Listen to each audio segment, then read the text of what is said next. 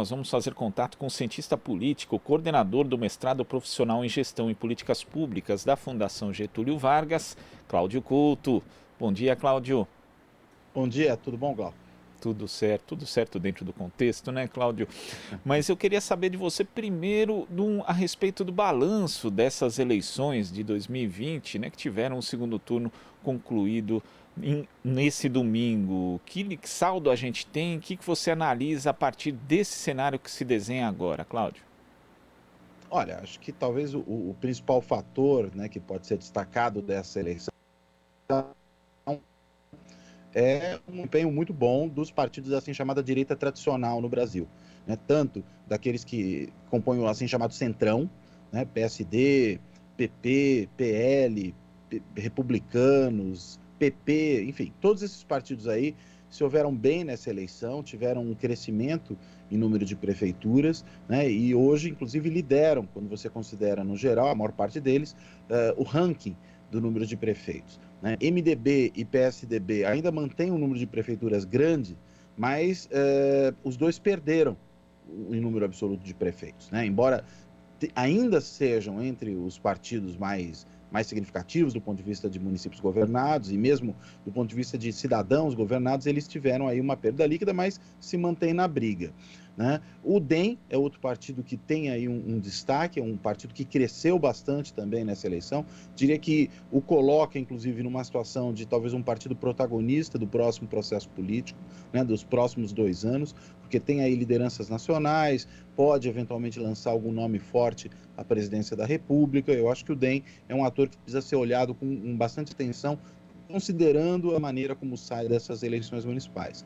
E, de outro lado, quem são os derrotados dessa eleição? Primeiro de todos, o presidente Bolsonaro, que claramente, ao ir para a eleição sem ter um partido político, abriu mão do que os presidentes anteriores, Lula, Fernando Henrique, todos tiveram, né, que foi fazer o seu partido crescer durante seu governo nas eleições municipais, né? PSDB cresceu durante o governo Fernando Henrique, o PT cresceu durante o governo Lula, mesmo ainda durante o primeiro governo Dilma, e o Bolsonaro, ao brigar com o PSL, ao destruir essa relação, e claro, né, mesmo tendo a conduta que teve na presidência da República, a gente não sabe exatamente se ele tivesse mantido uma boa relação com o PSL, como é que seria, mas o fato é, ao brigar com o PSL, sair do partido, naufragou do ponto de vista de um projeto partidário, né? O próprio Aliança pelo Brasil, que ele queria criar, fracassou também, ele acabou se articulando com uma ou outra candidatura espalhada pelo país, até de vereador em cidade pequenininha, no geral se deu mal nessas tentativas, as candidaturas apoiadas pelo Bolsonaro foram mal,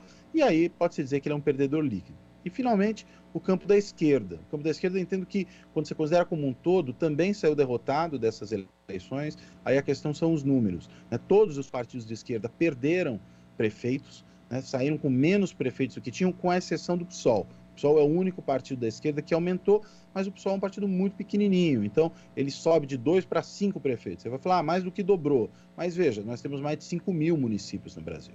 Então, 5 prefeitos é muito pouco dentro desse cenário. Claro que tem uma conquista muito importante, como a de Belém, tem uma outra conquista importante que é ter ido para o segundo turno em São Paulo, no caso do PSOL, e mesmo se posicionado de forma razoavelmente boa em diversos municípios importantes do país.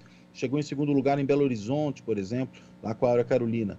Então, é um partido que teve, evidentemente, um progresso, mas ele destoa do resto do campo da esquerda desse ponto de vista, né, que perdeu prefeituras e, com isso, sai, no certo sentido, enfraquecido. E diria que há uma fragmentação de poder também no interior da esquerda. Hoje é difícil dizer que qualquer um dos partidos de esquerda possa se impor aos demais como um protagonista incontestável. Vai ser preciso conversar muito para qualquer tipo de articulação nesse campo.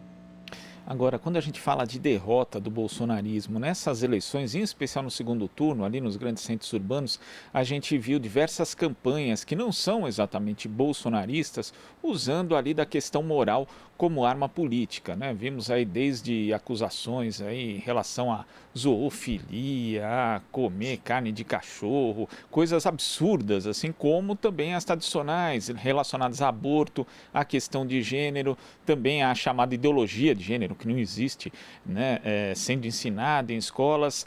Claro que a questão moral sempre foi presente, em especial em eleições locais, mas parece que nesse segundo turno aqui elas foram mais usadas, utilizadas como estratégia de arma política, até porque a gente tem uma possibilidade de alcance muito maior das fake news e desse tipo de boato por meio de WhatsApp e redes sociais. Você não acha, Cláudio, que apesar do bolsonarismo ter sido derrotado, em especial na figura exatamente do presidente Jair Bolsonaro, os valores bolsonaristas acabaram não se difundindo em algumas campanhas da chamada direita tradicional? Eu acho que sim, isso realmente aconteceu. Você tem isso porque existe uma parcela importante do eleitorado que é muito conservadora do ponto de vista desses valores morais, né? Sobretudo quando você considera o eleitorado evangélico, em que esses valores são mais fortes ainda, e na qual, né, essa parcela do eleitorado, você tem inclusive um apoio maior ao presidente Bolsonaro, por exemplo, e à sua agenda, do que entre o resto da população, né? E como os candidatos vão atrás desses votos, acabam geralmente sinalizando para esse eleitorado. E é bom lembrar que os partidos da direita tradicional, os partidos de adesão, né, esses todos que eu mencionei do chamado Centrão, é neles que está o grosso da bancada evangélica, né? E aí, consequentemente, fazem esse tipo de sinalização. Mas para a gente ver como a coisa vai longe, até no caso, por exemplo, de São Gonçalo, no Rio de Janeiro, teve um candidato do PT que assinou uma carta se comprometendo exatamente com esses valores. Acabou derrotado por uma margem muito apertada na eleição, mas teve que, ou se sentiu na obrigação, de alguma maneira ali, de sinalizar para esse eleitorado dizendo que era contra, como você bem apontou, essa inexistente ideologia de gênero, né? Enfim, contra uma educação sexual nas escolas, contra coisas do tipo, né? Dada a pressão eleitoral. Acho que é um equívoco, evidentemente, fazer isso, mas até o candidato do PT em São Gonçalo acabou fazendo.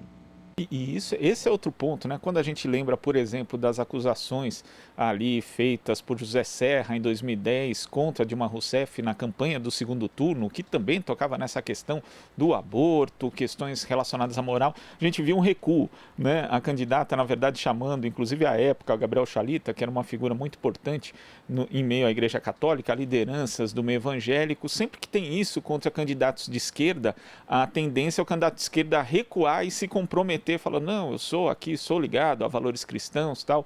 Isso também coloca a disputa política num patamar muito ruim, né? Porque se confundem as coisas e os problemas da cidade, no caso da eleição presidencial 2010, problemas do país, acabam ficando em segundo plano por conta de questões morais. Sendo que, por exemplo, o aborto não é nem algo relacionado a uma eleição municipal, né, Cláudio? Não, eu acho que não é mesmo, né? Talvez eu possa entrar no tema quando você discute a questão do serviço de saúde. A gente viu que, por exemplo, em Vitória, no Espírito Santo, o candidato que se elegeu lá, o Pasolini, que foi talvez o único candidato bolsonarista eleito numa cidade importante do país, né, nesse último pleito, e acabou ganhando do Kozer, né, que foi um prefeito do PT, que já governou Vitória e acabou sendo derrotado. Ele é um daqueles que foi fazer aquele show de horrores na frente do hospital, impedindo aquela menina que havia sido violentada pelo tio, estava grávida, uma criança de 10 anos, de fazer o aborto previsto em lei, né? Então você vê, às vezes o tema pode aparecer na questão municipal por conta do serviço de saúde que estão realmente a cargo do município, e ali até o indivíduo mesmo fazendo isso tudo acabou se elegendo. Agora, acho que você lembra bem, o PSDB, lá na campanha do Serra, trouxe essa temática para a eleição, de alguma maneira abriu essa caixa de Pandora ao colocar toda essa discussão no centro da política, né? Talvez ela fosse entrar de qualquer forma por outros atores, né? A gente vê que ela está em outros sistemas políticos aparecendo, mas o fato de um partido que, a rigor, seria um partido que tem uma trajetória aí de comprometimento com a transição para a democracia, com a luta contra a ditadura, que foi o caso do PSDB, entrar com essa temática, evidentemente prestou um imenso desserviço à democracia brasileira. E acho que isso tem que ser sempre lembrado, né? Tem que ser cobrada essa fatura, porque não se faz campanha política apelando para qualquer coisa, né? E aí realmente é uma confusão entre a esfera dos direitos, a esfera da política e a esfera da religião. Inclusive pelo fato de que a sociedade é plural, né? As pessoas podem, evidentemente, ter uma série de valores, né? Até ontem, assistindo lá o Roda Viva com o prefeito de Belo Horizonte, o Calil, que é de um dos partidos de adesão, o PSD, mas que falou coisas interessantes, quando questionaram, você foi a parada gay, e aí os evangélicos na Câmara Municipal ficaram contra, falou, olha, eu governo para todo mundo. Eu acho que ele tem razão nisso aí, né? Os governantes acabam governando para todo mundo, tem que contemplar essa diversidade E é por isso mesmo que não podem ficar se colocando de uma maneira, vamos dizer, a falar, não, vocês são do bem, vocês são do mal, eu governo para vocês que são do bem e jogo vocês que são do mal para o fogo do inferno. Não dá para fazer isso, né? Isso nega a própria essência da democracia, que requer o reconhecimento desse pluralismo. Agora, Cláudio, falando aqui especificamente do PSDB, o partido teve aqui 520 prefeitos eleitos, no total foi o que mais perdeu em termos de prefeituras, né, 285 a menos do que em 2016, em que pese continuar como um dos principais partidos em número de administrações municipais, mas dessas 520 prefeituras, 178 estão aqui no estado de São Paulo. O PSDB está se tornando essencialmente um partido cada vez mais paulista?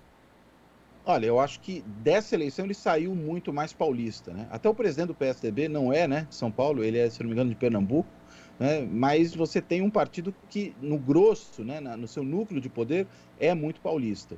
Inclusive porque foi fundado, né, por liderança de São Paulo, Fernando Henrique, Serra, Mário Covas, Montoro. Se a gente for pegar os fundadores do PSDB, o núcleo mais importante era, no grosso, um núcleo paulista. Mas também acho que isso tem a ver com a dinâmica da política nacional. O PSDB é um partido que perdeu poder nas últimas eleições. Quando lançou candidatos à presidência, com exceção do Aécio, só lançou paulistas, né? Lançou Covas numa primeira eleição, depois lançou Serra duas vezes, lançou... Duas vezes não, uma vez, né? Lançou Alckmin. Foram duas mesmo, Serra. Não, foram duas mesmo, tá foram certo, duas. é verdade. É que foram duas, o Serra e duas o Alckmin, por isso que eu me confundi aqui. Só que uma vez que lançou alguém de fora de São Paulo, que foi o Aécio. Né? Então é um partido que, digamos, construiu a sua situação como sendo um partido muito paulista. Eu acho que isso explica um pouco essa trajetória. Né? E também o fato de que, como governa São Paulo há muitos anos, acaba se reforçando também do ponto de vista dessa articulação entre o poder estadual e o poder municipal, né? O que ajuda o partido, evidentemente, a eleger pessoas pelo Estado.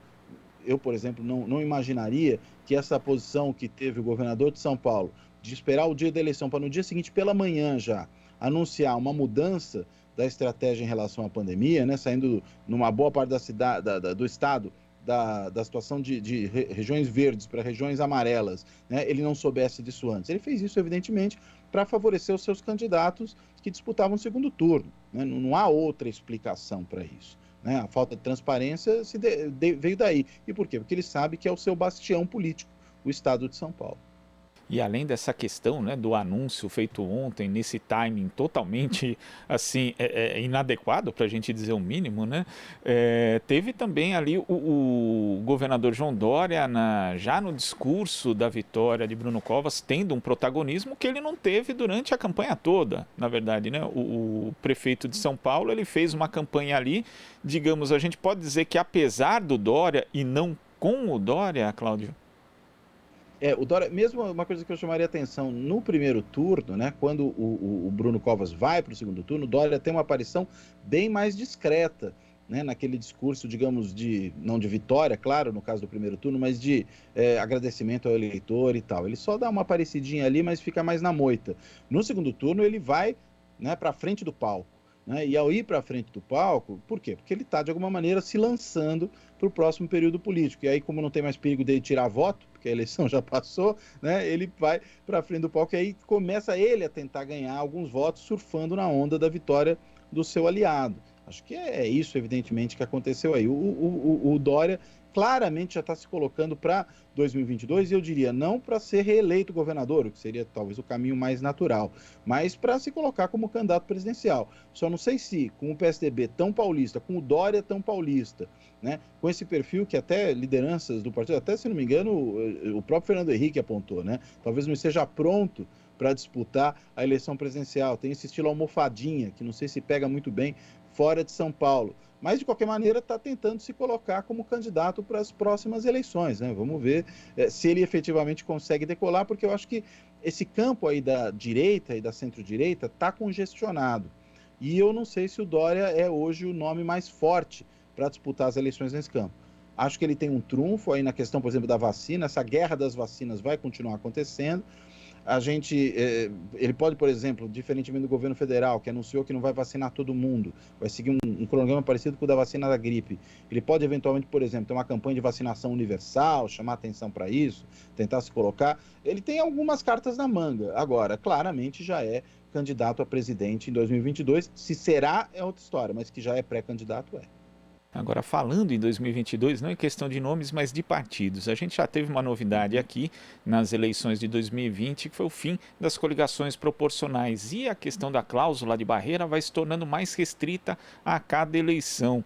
Já é possível a gente prever, por conta aí da dificuldade de acesso que alguns partidos vão ter ao fundo eleitoral e também ao horário político, fusões de partidos para 2022, Cláudio, ou ainda é cedo para a gente pensar nisso? Ah, não, eu acho que já deve começar a acontecer, sim, um certo número de fusões. Eu apostaria nisso, não sei exatamente quais vão ocorrer, evidentemente, mas eu apostaria que os partidos menores, sobretudo aqueles partidos que não têm coluna vertebral ideológica, programática, né? Esses aí vão começar em breve a se fundir, a ser absorvidos por partidos maiores, né? Mas mesmo partidos com uma orientação programática mais forte, eu diria que se não fizerem isso, correm realmente o risco de ficar pelo caminho, né, de acabar não se viabilizando.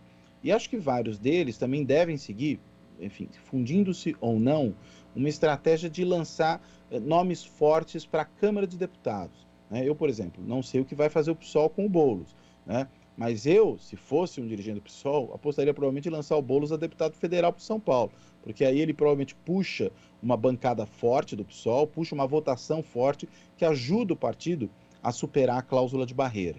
Eu acho que esse é um fator importante para o PSOL, para o PCdoB, outro partido pequeno, desses partidos que eu quero dizer que tem realmente conformação ideológica. A Rede, enfim, esses partidos menores, mas que têm alguma orientação ideológica, vão ter que ou se fundir, né, ou mesmo não se fundindo, fazer isso, né, pegar os seus super nomes, os seus grandes nomes e botá-los como puxadores de votos, porque senão a situação vai ficar muito difícil. Tá certo, Cláudio. Muito obrigado pela sua participação aqui no Jornal Brasil Atual e até a próxima. Até a próxima, Glauco. Conversamos aqui com o cientista político e coordenador do mestrado profissional em Gestão e Políticas Públicas da Fundação Getúlio Vargas, Cláudio Couto. Aqui você ouve as notícias que os outros não dão. Jornal Brasil Atual.